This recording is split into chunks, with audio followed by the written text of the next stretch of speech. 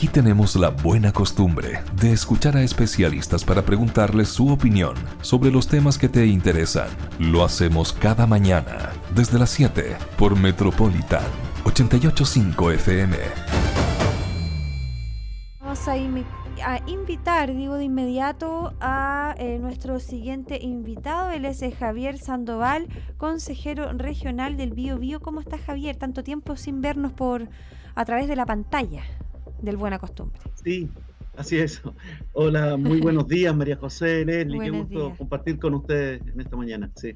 Así es, también el gusto es de nosotras poder conversar contigo, Javier, algo totalmente necesario, porque queremos saber qué es lo que ha pasado con el gobierno regional respecto de varias cosas, es decir, de todas las irregularidades que se han encontrado respecto de las distintas fundaciones, de esta arbitrariedad en el tema de la plata, ¿cierto?, de los fondos, y además ahora hay un nuevo antecedente porque Contraloría ha acogido el reclamo de Tamara Vidal, que fue justamente el comienzo de cuando se empieza a destapar todo esto.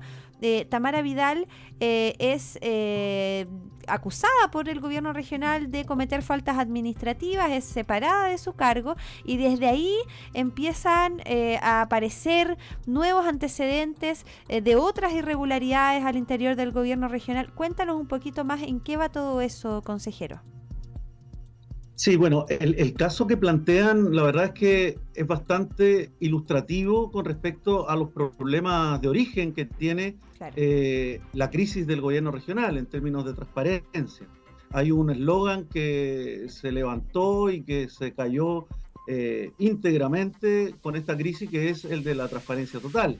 O sea, siendo bastante benevolente, podemos irla haciendo mutar hacia una especie de transparencia en la medida de lo posible, pero que ha estado también contaminada por obstruccionismo, por persecución y derechamente por poner los recursos y poner las energías del gobierno regional en combinar lo que es las tareas de la orientación del presupuesto regional y el resto de las funciones públicas con la de enfrentar esta crisis judicialmente y blindar incluso en la medida de las herramientas públicas que se han puesto a disposición o que ha tenido a su disposición el gobernador, una gestión que ha sido nefasta para la región, que ha dado lugar a una dinámica de despilfarro muy fuerte y donde se ha alineado también incluso al conjunto de la institucionalidad y también al propio Consejo Regional detrás de una política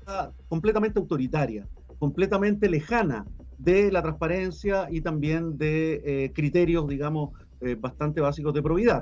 Recordemos que iniciando la crisis fuimos capaces de proponer un conjunto de medidas bastante moderadas, que incluso fueron comentadas acá en alguna oportunidad, y ninguna de ellas ha sido atendida, recogida, dimensionada, y es lo mismo que vemos a lo largo del tiempo. Dentro de eso, el caso de esta situación jurídica en torno a la trabajadora Tamara Vidal me parece que también agrega un componente, porque nos hace recordar, por ejemplo, cuando se estableció, luego de una entrevista de Rodrigo Díaz en un matinal, de la denuncia o autodenuncia de ese entonces, ¿verdad?, de don Gerardo Silva, representante de Fundación ENTI, y eso dio lugar, en medio de esos tiras y encoges, de esos vericuetos a los que recurre la gestión del GORE, a un sumario para establecer desde cuándo el GORE sabía como institución que se había dado esa mala práctica. Y nunca más después se supo aquello del sumario. En cambio, en las situaciones, digamos, que también se han planteado en el caso de Tamara Vidal y que ella en parte también reconoce, vemos y nos vamos enterando de que hubo una auditoría que no fue informada, después hubo un sumario, sin estar terminado el sumario se hizo una denuncia, y todo esto está atravesado también por declaraciones que por lo menos ella presenta sobre intenciones de una candidatura en el caso de Coronel. Entonces, dinámicas de hostigamiento, distanciamiento interno, toda una situación que es grave desde el punto de vista laboral incluso, ¿verdad? Trabajadores y trabajadoras hostigadas, que nos parece que representan, por un lado, un ensañamiento y un distractor también de parte del GORE para no hacerse cargo de sus propias falencias. No hemos tenido noticias de que haya existido otro sumario de estas características por las situaciones que todos conocemos y tampoco acciones judiciales, sin contar aquellas acciones que no han existido o que no se han podido concretar en materia de recuperación de fondos. Entonces, realmente es un CORE que hace parte, y yo lo veo desde el CORE, de un gobierno regional incoherente que no tiene y que no está demostrando y no ha demostrado la estatura ética que se requiere para conducir la región en esta crisis. Perfecto. Sí, Javier, acá usted nos plantea varias cosas que son algunas que eran de dominio relativamente público a partir de lo que sale en los medios de comunicación. También esta noticia donde se habla sobre esta finalmente reclamo que hace Tamara Vidal y otros antecedentes más para realizar su destitución. El gobierno regional tiene 10 días para poder responder a esto en forma específica. ¿Cuál es el panorama que se viene ahora el gobierno regional en forma específica? Y también ustedes cómo ven este tema específicamente como CORES.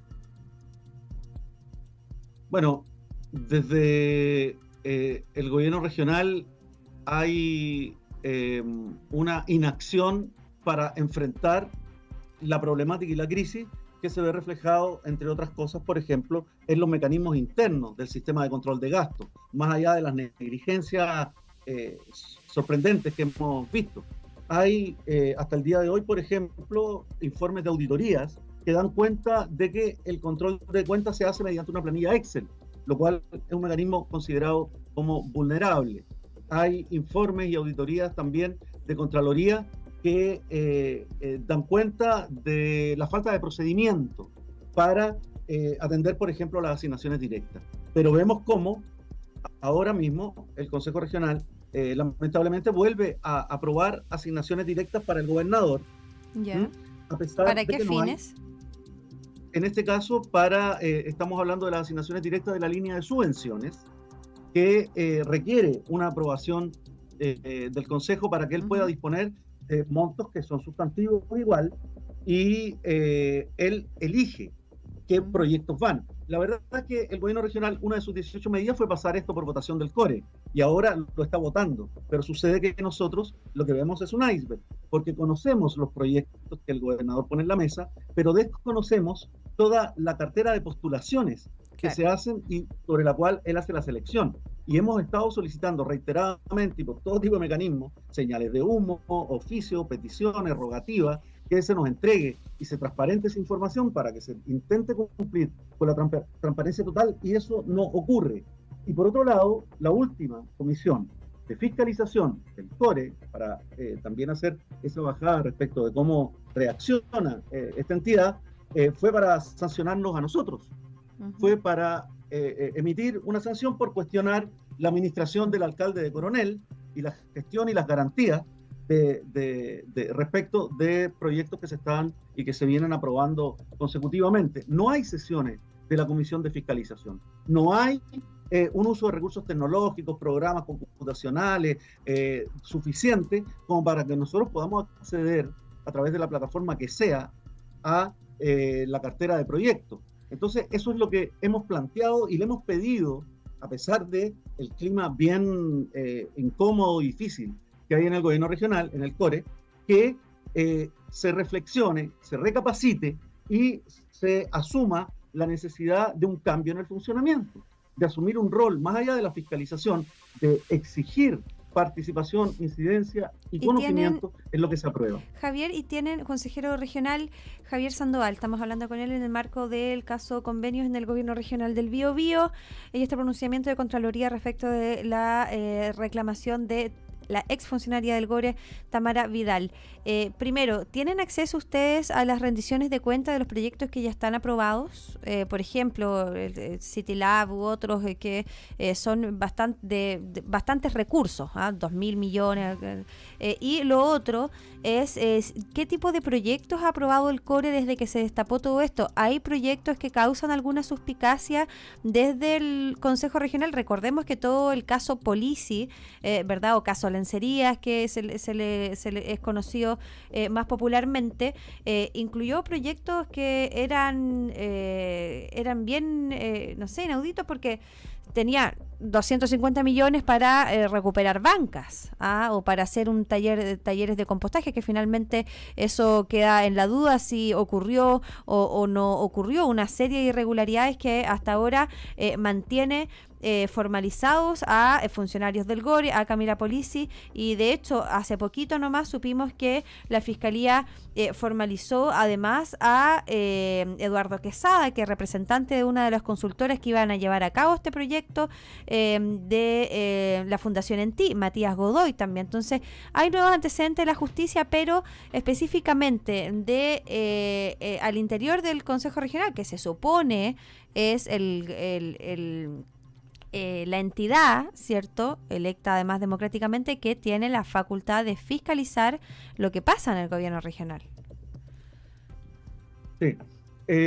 María José, la verdad es que respecto de información, en ese sentido, nada. Todo tenemos que pedirlo por transparencia, como cualquier ciudadano. Ese es el desgaste al que se apuesta de parte de quienes intentamos fiscalización. Se ha dicho que hay información sensible, por ejemplo, ¿no? Como los datos de la factura. Y en cuanto a ejemplos, hay proyectos que han seguido ingresando e incluso que han estado relacionados con municipalidades. Ajá. Porque hemos visto proyectos, en el caso de Coronel, también cuando hicimos el cuestionamiento que derivó en sanción, nosotros lo que planteábamos es que era un proyecto bastante parecido, claro, a estos otros que han ido, que uno ve que van migrando, y que es el que tú pones como ejemplo del pintado de bancas, porque son proyectos intangibles o digamos que para enfrentar problemas como la seguridad, pero desde seminarios, charlas, capacitaciones, ¿verdad? Y hemos visto fenómenos, digamos, como las charlas fantasma, y como proyectos que no rescatan ni recogen, digamos, inversión dura. Claro. Y por otro lado, pueden estar también de alguna manera sobre evaluación. Y por otro lado hay proyectos, en el caso por ejemplo de la comuna de Penco, donde hemos recibido también denuncias vecinales de proyectos que no se ejecutan en los plazos o que no se ejecutan íntegramente, y donde las rendiciones también están